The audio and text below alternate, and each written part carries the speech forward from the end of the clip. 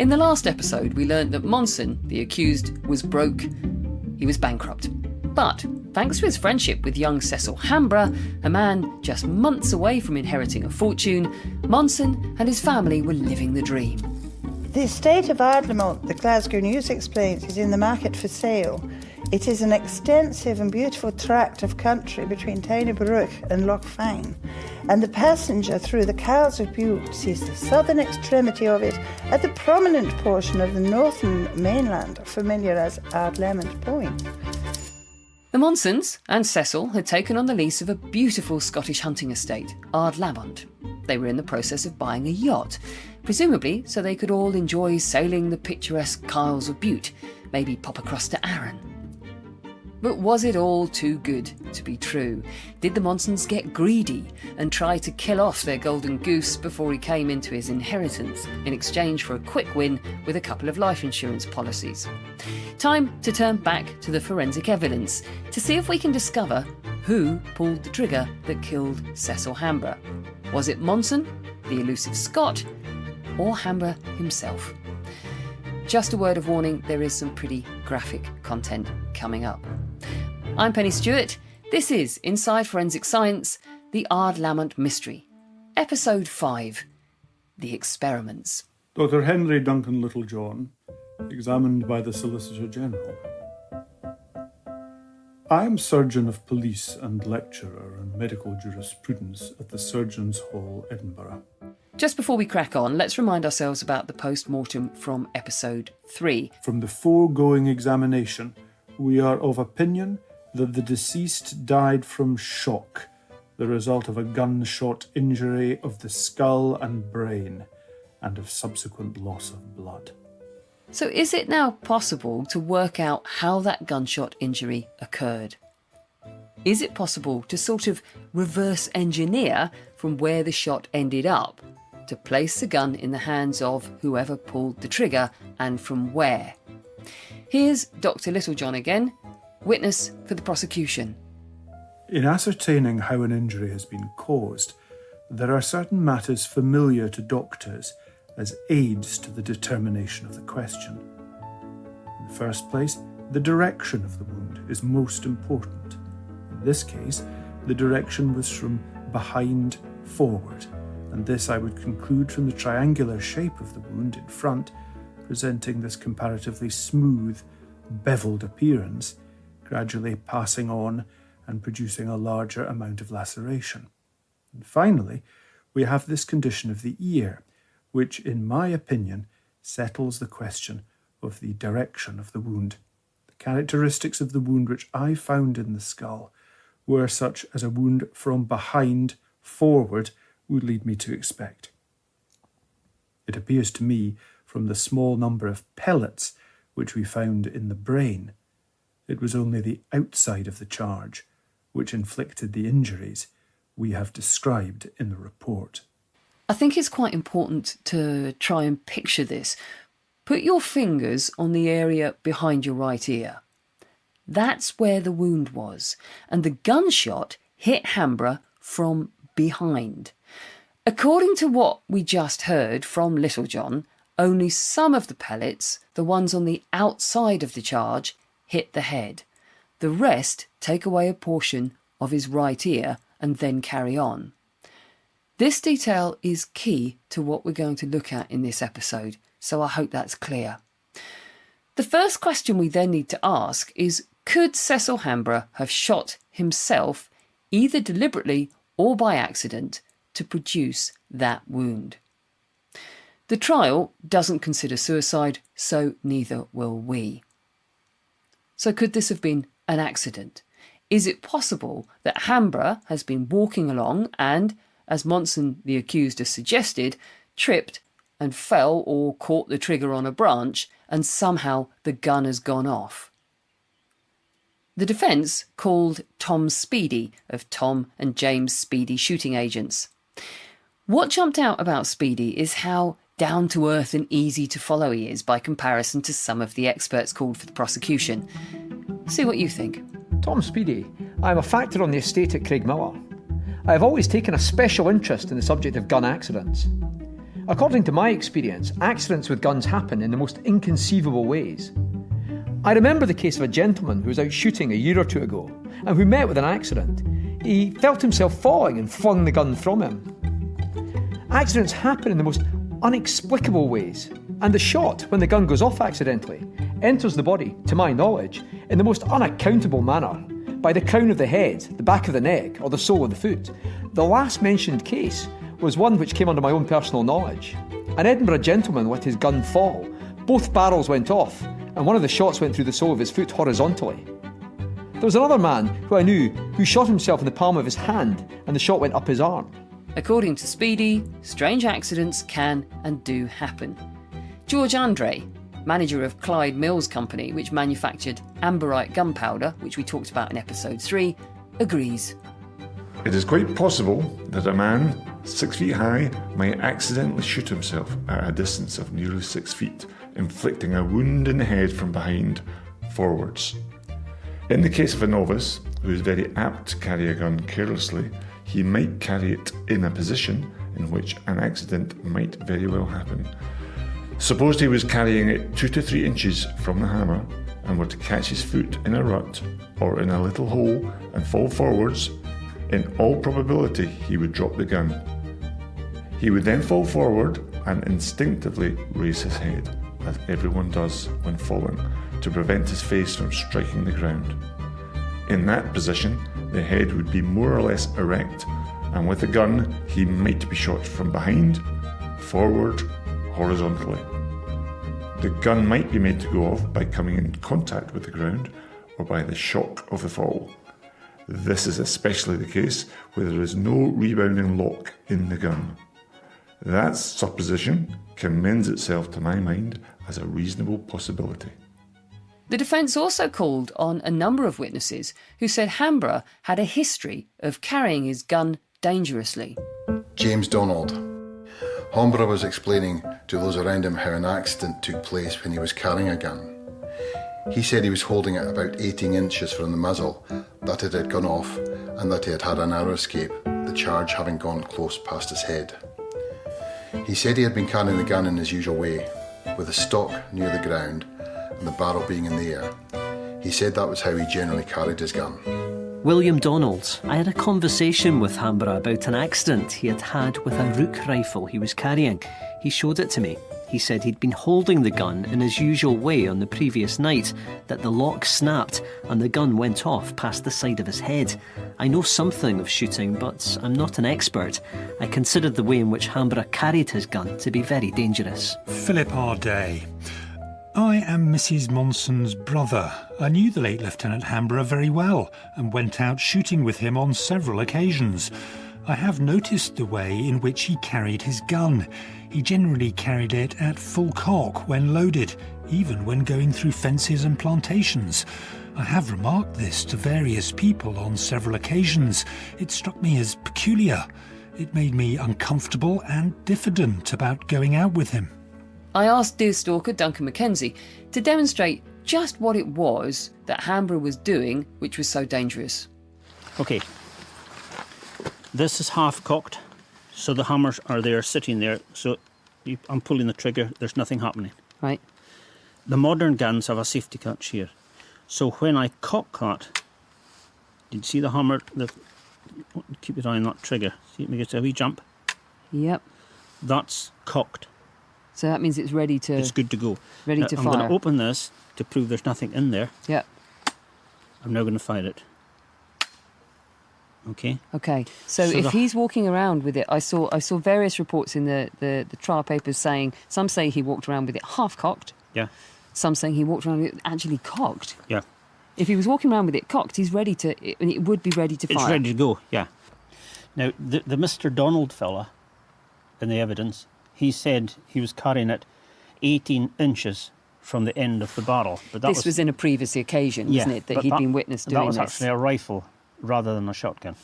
So there's 18 inches. So I don't know how he was carrying it. He very, very strange anyway. Yeah, and even if you're holding it, as you say, you're 6 feet tall, yeah, same height as Cecil, and if he's using it to be stomping on the ground, yeah, even so, the barrel of the gun is at most 2 feet away from you. Yeah. And that, I mean, that's at a push. Yeah. It's probably a bit closer than that because the whole height of the length of the gun is actually a lot longer than I realised it's going to be. A shotgun's tall. Yeah, it's about 3 foot. It's a big one. I'll just measure it. I've got a tape here. Yeah. Put your finger on that. Yep, I've got that. So this shotgun is 1 metre 200, just under 4 feet. So so I'm right. 2 foot is the very, Yeah. the distance it would be away And if you've got it resting on the ground as if it was a walking stick. Yeah. And it certainly couldn't reach couldn't reach the hammers, nor the trigger. hammers and the trigger. And you see, the thing is, it's trying to get the shotgun around the back of your body to discharge that shot. And even although you get it round the back, you'd have to bend your head back at right angles. What if, say he's walking along, Yeah. right? So we're walking along and he's Yeah. using it as a walking stick, walk. Yeah. It gets caught on something, right? Because we Yeah. know it's rough ground. Yeah. So the trigger gets caught. Yeah. And it's snagged. And we've walked past it Yeah. and he gives it a tug Yeah. and it pulls the trigger. Yeah. That's now behind you, isn't it? Yeah. Even if he had it in his right hand, strangely, touched a bit of vegetation, that's going to blow his leg off. Or if it goes anywhere near his head, that head is gone. It's not on his body, it's in bits. Duncan makes a really important point just there about just how much damage might be caused by a gun going off in such close proximity to the body. Pop that thought in your pocket. We're going to return to it just shortly.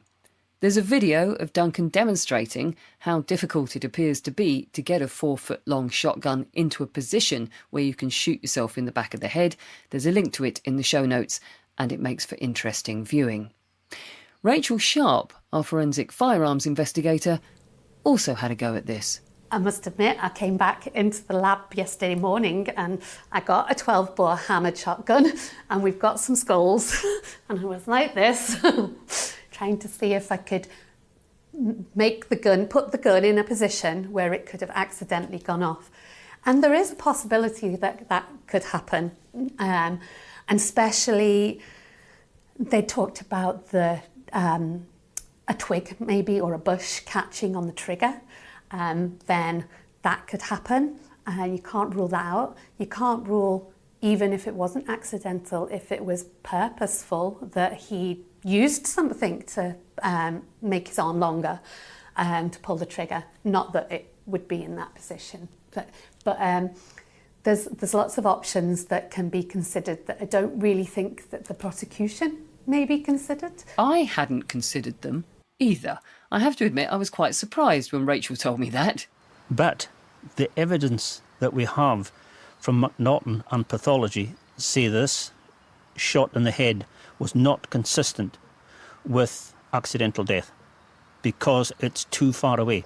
The mess in the skull is less than would be expected at 3 feet.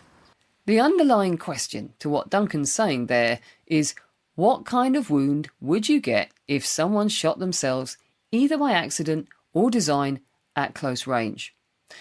In order to answer this, experts for both the prosecution and the defence carried out an extensive number of experiments. And I mean extensive. A reminder, Hambrough was 6 feet tall. The 12-bore shotgun is 4 feet tall. Much of the focus of the experiments centres around what damage would be expected from a gun going off within 3 feet of a person. If you're working in metric, that's about 90 centimetres or under. James McNaughton, a gunmaker from Edinburgh, was called for the prosecution. Right, this is James McNaughton. I go back to him. He's a really experienced guy.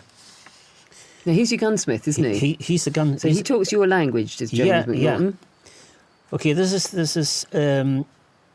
He was questioned by the Solicitor General, and he's replied, "Keeping control of the trigger." I'm quoting here from the court papers. Keeping control of the trigger. Of the trigger at the same time. He could only hold it at a very short distance off, A very long-armed man might keep the muzzle 5 or 6 inches from his head. Apart from having his finger on the trigger guard, he could hold it the length of his arm. He could hold the gun by the muzzle. Judging from my experiments, the result of a shot fired within 3 feet would have been that a hole about 1 1/4 inches would have been driven through the skull, if not along the side of it. If there on the skull, a hole of 1 1/4 inches would have been driven through the skull, and the shot going like a ball in at that distance would go through the head and shatter the skull at the other side. At this distance, I have been shown by my experiments, there are no stray pellets. Judging from my experiments and the injuries to the head, which I saw, I am unable to see the possibility of the wound having been self-inflicted, accidental or otherwise. And I agree entirely with that. So, our dear stalker Duncan and gunsmith McNaughton for the prosecution say under 3 feet, and there would be much more damage to the head than was seen in the post-mortem. Dr. Saunders, who attended the post-mortem on behalf of the defence, also carried out a long and extensive range of experiments with another expert, Professor Hay.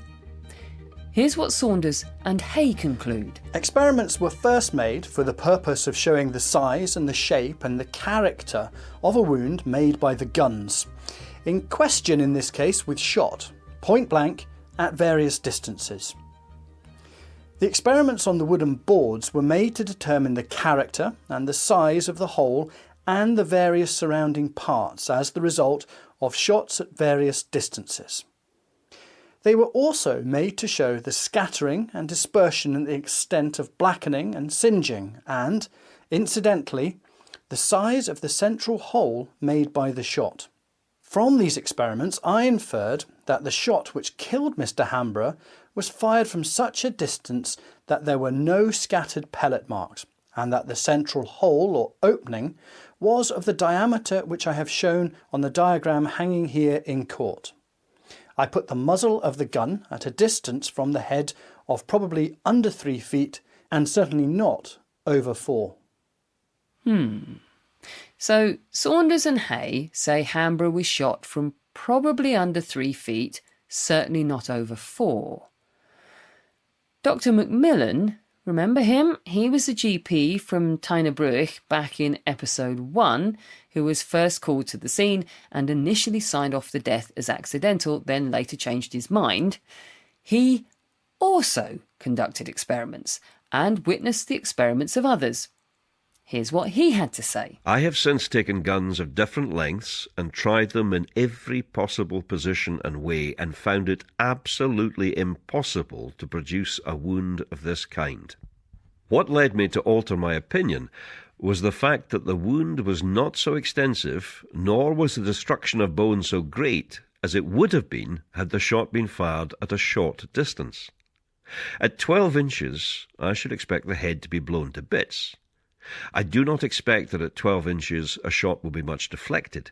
If you hit the head at that distance, there would be bound to be a great deal of smashing of bone, whatever the angle. I made experiments on sheep heads. I tried to get a wound resembling that on Mr. Hambrough's head by letting the shot touch the head as little as possible. At the near range, the head was all smashed up. I have witnessed the results of experiments upon the cadaver in Edinburgh. I have descriptions of the direction of the gun from those who carried out the experiments, one of whom was Mr. McNaughton. I found that in every case, whatever angle he fired at, the substance fired at was blown away. The shot fired at the near range resulted in a complete smash. So the GP, Dr. Macmillan, now says it can't have been a shot at close range. Just a thought. Remember back in episode 1, Dr. Macmillan admitted prior to this case he'd never seen a gunshot wound to the head. So how good an expert witness is he? Even if he's keen to understand what happened in those woods with Hambrough, Scott and Monson. Dr. Macmillan wanted to get to the truth of this. But to what extent is he part of a kind of a history of GPs actually doing research and being curious and asking those kind of questions? I think there is a culture of that. So Dr. Jim Douglas, during the COVID pandemic, was questioning the effectiveness of the PPE that GPs were being issued. And actually, with his experience in occupational health, which was another thread to his general practice work, was able to do tests, and tests which actually seemed to support his feeling that the PPE was not viable. And I think we should give credit to the doctors who are prepared to look into that and to ask those questions. It's a shame there's not more support for GPs to do research, because I think we have a great opportunity to do that. But unfortunately, it tends to be left to GPs to do that in their own time, at their own expense, rather than as part of established research things, unless you're fortunate enough to be one of the very few GPs who are involved in academic general practice. So there is that basis of that. And there was Dr. John MacLeod in Uist, who interestingly had a lot wider range of activities, and one of those was to examine deaths from the fishing industry. And actually him who's made the link that actually people were drowning. And when he examined the bodies, he realised that flies of the trousers were down, and realised actually what had happened was that the fisherman had gone to pee over the side. And repeatedly over times, he realised that the major cause of death in the fishing industry was from people peeing over the side and slipping and falling. And actually, the work of John MacLeod was recognised by the fishing industry, actually by the campaign "Don't Die for a Pee." Actually, the business of going to the toilet safely and wearing life jackets was a major campaign and had an effect on mortality. So there are these examples of GPs getting involved in this work.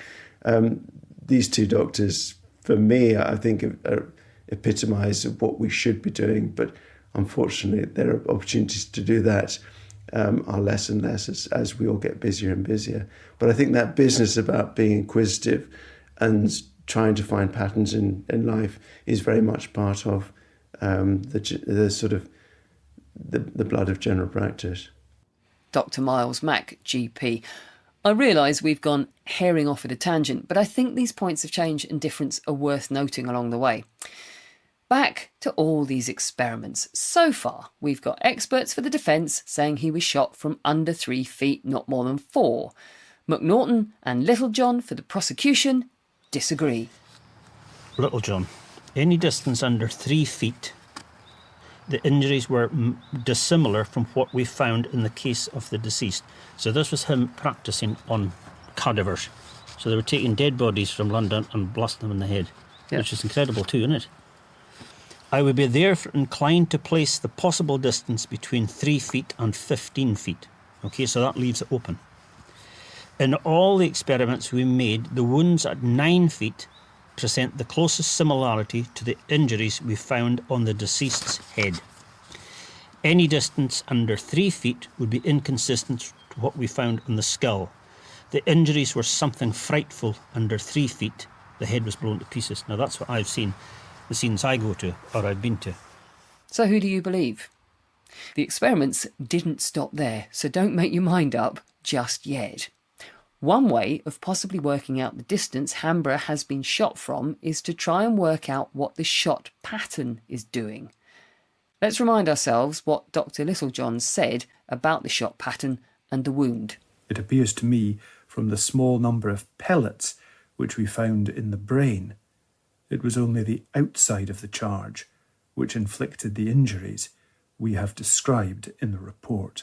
The post-mortem suggests that only the outside of the shot causes the wound to the head. The rest of the shot goes through the ear, which is why a portion of that is missing, then continues on its way into the surrounding vegetation. The reason that's important is if we know at what point pellets start to spread out and how, after they've been fired, that might give us more information about what distance Hambrough was shot from. So shotguns are designed, unlike other types of handguns, they're designed to discharge lots of projectiles at once. So they have a cartridge case that's loaded with lots of small lead balls. And so the idea is that when the shot is discharged from the gun, it starts to spread out and you've got more chance of hitting smaller targets from further away, so game, rabbits, birds, that sort of thing. The further away you get from a target, the small balls would spread. This is key to how far away the discharge was taken. Pellets generally, from much research, have been devised that they would separate from 3 feet onwards. So anything within 3 feet, you would expect to maybe see just a single hole and a small, maybe the odd flying pellet or the scallop shape around the wound, but further than 3 feet, then they would start to spread, which is very consistent with what a lot of the experts say here. And even the gunmaker says, 3 to 4 feet, but then all of a sudden comes up with 9 feet for no reason whatsoever. The pathologists on the prosecution side come up with further than 3 feet because we get no spreading, but could be anywhere from that to 15 feet because they took their information from the cadavers that they found. And that was something we would very much do. We would take test shots with the ammunition, with the gun, and to see which pattern looked the most similar. So I understand that, and we would always give a range now as well. We wouldn't be specific with a distance. Okay, so the end of my barrels is there. Okay, so that's 3 feet. Yeah. And so basically you've got a piece of paper with a target on it, and we're just wanting to see what the pattern is like. See what the hole is like. Okay. To see if there's any significant difference between 3 feet and 9 feet. Okay. So you're going to load up the gun. I'm going to go and step back to a distance. I'll tell you when I'm clear. Okay. And we're good to go. Okay. All right. Okay. Excellent.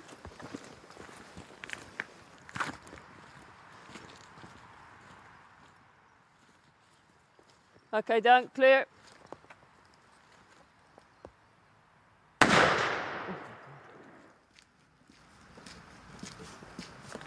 That was from 3 feet. And explain what we've got on our paper here. Well, you can stand on that. Yeah. You can see the hole behind. Oh gosh, yeah, in the bank. See the lead? See the pellets? Yep. So there's our mass there. What's that? 30 mil.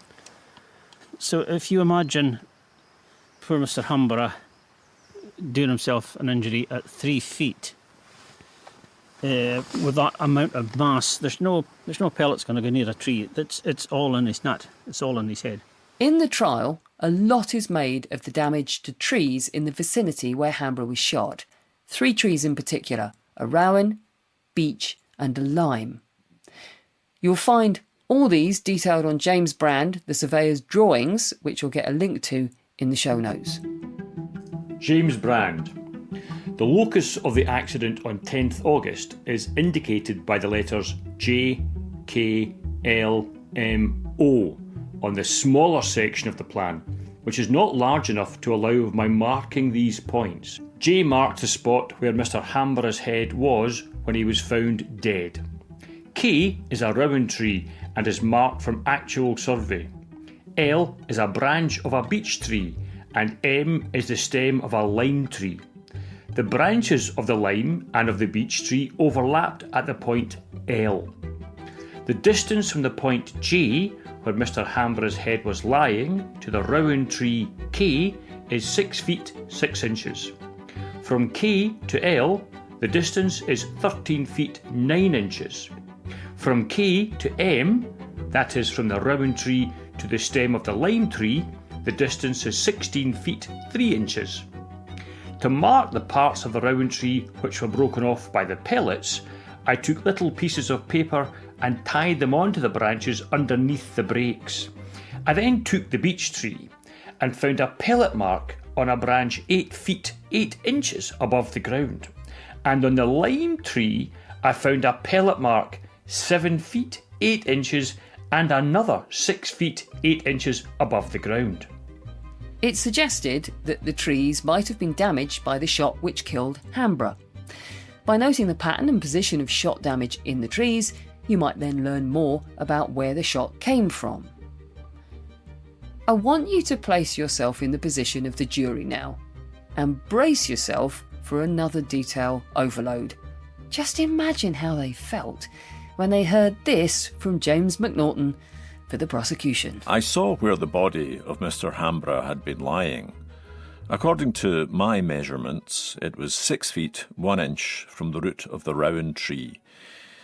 Measuring from the head, supposing that the man was found lying and that he was shot at from behind, I should expect him to have been standing some 5 feet further from the round tree. It depends upon his height, and Hambrough was about 6 feet. I think that as a shot has a pushing as well as a penetrating effect, it would, coming from behind, make him fall forward. If he were a man of 6 feet, he might fall his own length. And if your brain hasn't melted by now, you're a better jury member than me.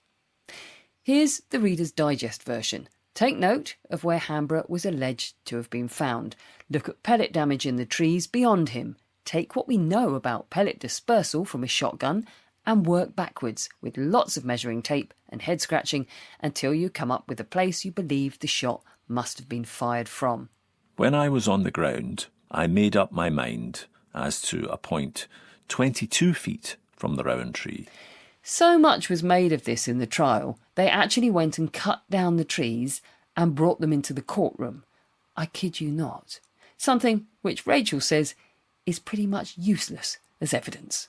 Unless it's been completely documented with photographs and video, like it would be in today's crime scene investigation, then nobody else can comment then once they're moved. They're not. It's not in situ. So, it needs to be documented exactly which way it was taken off the tree, and because once you've got a twig with a hole through it, which way did it go? I know. So very difficult. And those sort of things I think would only be of value if they were looked at in situ. Duncan's experiment showed there was no shot dispersal at 3 feet. Let's have a look at what happens at 9 feet, the distance gunsmith McNaughton comes up with based on all the above calculations. OK, Dan, come clear.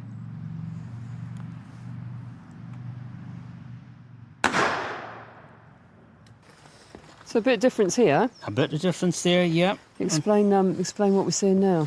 Well, this is at 9 feet and with more spread, but the main hole is almost the same.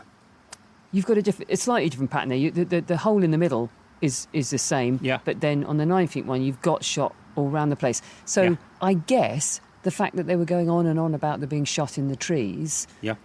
From 9 feet, it looks like you could potentially have had shot going into the rowan, the beech, the lime, whatever was there. Yeah, yeah.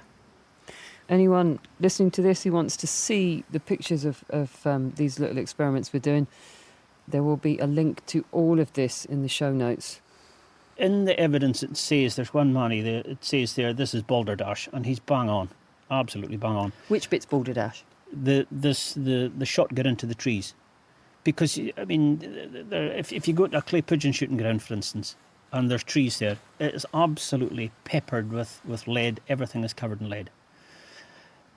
That estate would have had thousands of rounds getting fired at it all the time. They'd be shooting at, as I said, blackbirds, ospreys, you name it, it'd be flattened. If you had shot recently into trees, we've got a whole lot of trees here in front of us in the estate, okay? Mm-hmm. So say we'd shot into those trees or this was a shooting area that we were at and it was was peppered with shot wounds on the trees. Would you be able to go up there and say, that's a new wound, that's an old wound, that's a new wound in the tree, that's an old wound in the tree? Again, it would depend on the time of the year. We're talking August, but they only got round to it in October to look for these things. There would be the vegetation on the tree, the leaf would be dying back anyway. It'd be a natural dieback. If you got there in August and you saw a fresh little pellet hole in a leaf, you would say that's very fresh.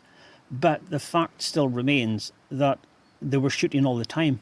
And they continued shooting even in the days, I think, after Hambrough died, because it's a shooting estate. Yeah, it's this vegetation evidence, for me, for my money, is nonsense. I looked to see if there were any other trees to uproot. It was upon my assumption as to the place where the man had been shot that I looked at the trees.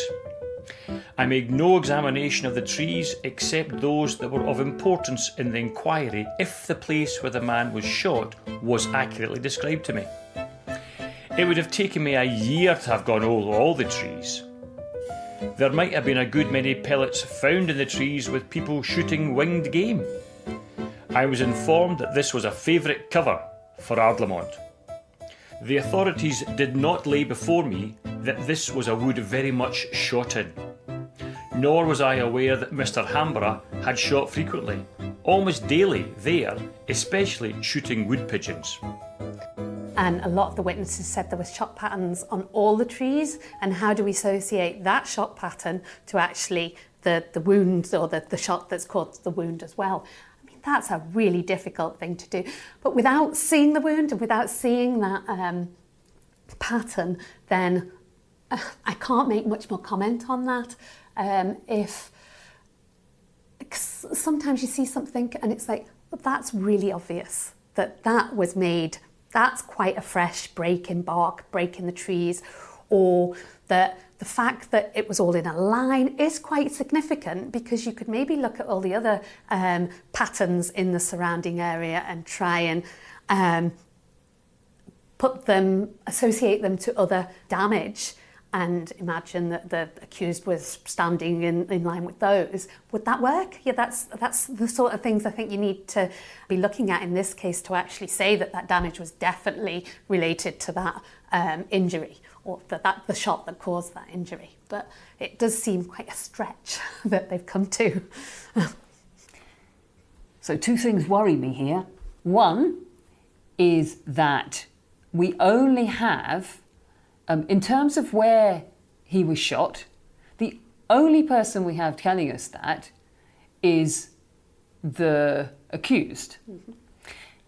And to what extent am I right in thinking that if he gives the wrong information about where this took place, doesn't that mean all your calculations are off? It does, yes.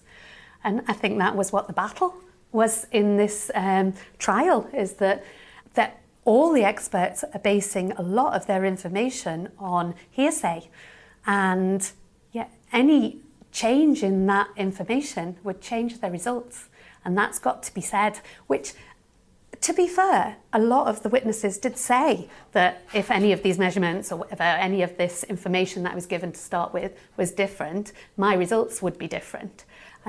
But it then brings into question, then, can we use their information if it's just based on hearsay?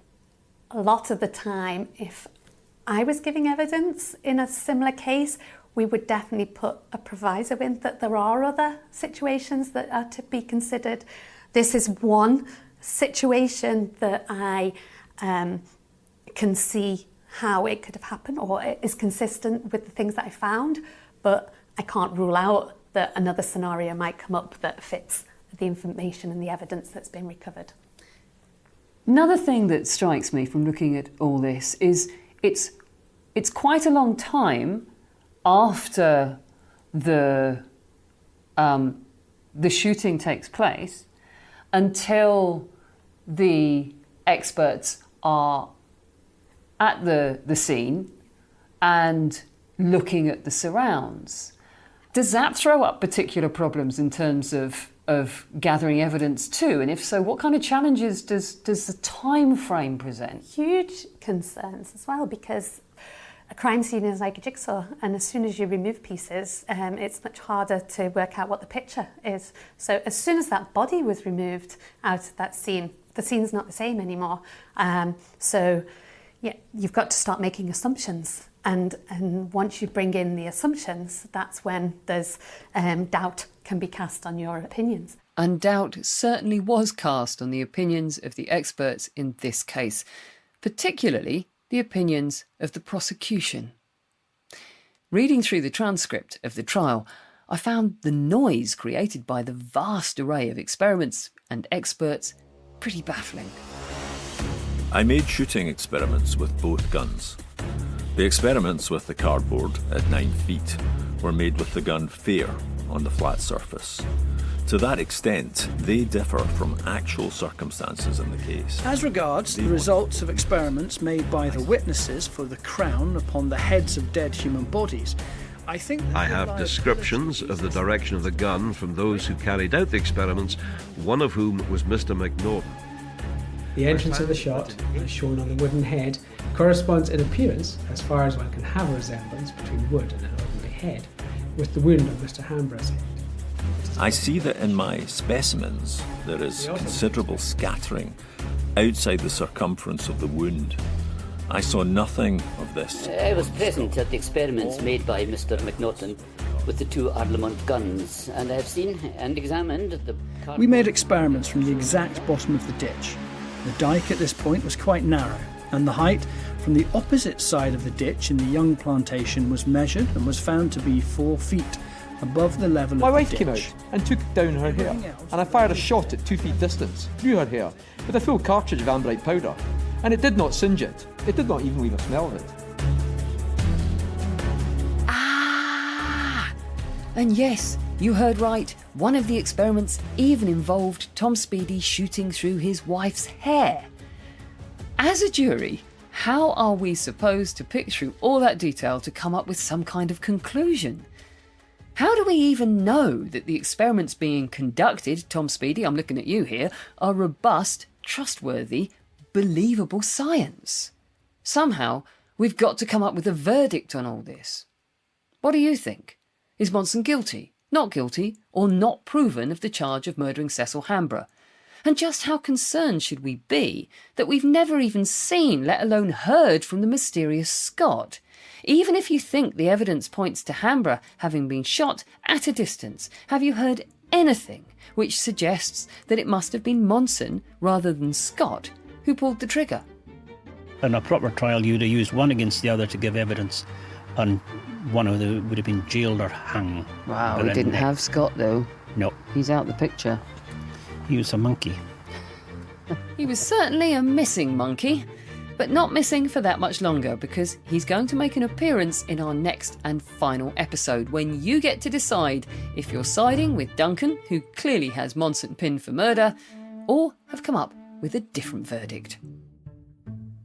In episode 5 of the Ardlamont mystery, the experts were Duncan Mackenzie, Rachel Sharp and Dr. Miles Mack. The actors were Pam McIntosh, David Stenhouse, Alan Richardson, Kenny Smith, Donald Peterkin, Andrew Thompson, Craig Swan, Ian Boffey, Mark Stephen, Joe Riley, Dan Holland, Chris Dolan and Andrew Lever. Inside Forensic Science is written and presented by me, Pennie Stuart. The story consultants and series researchers are Heather Duran and Clara Morris. The sound mix is by Steve Bull. Inside Forensic Science, the Ardlamont Mystery is an Adventurous audio production for the Leverhulme Research Centre for Forensic Science at the University of Dundee and is funded by the Leverhulme Trust.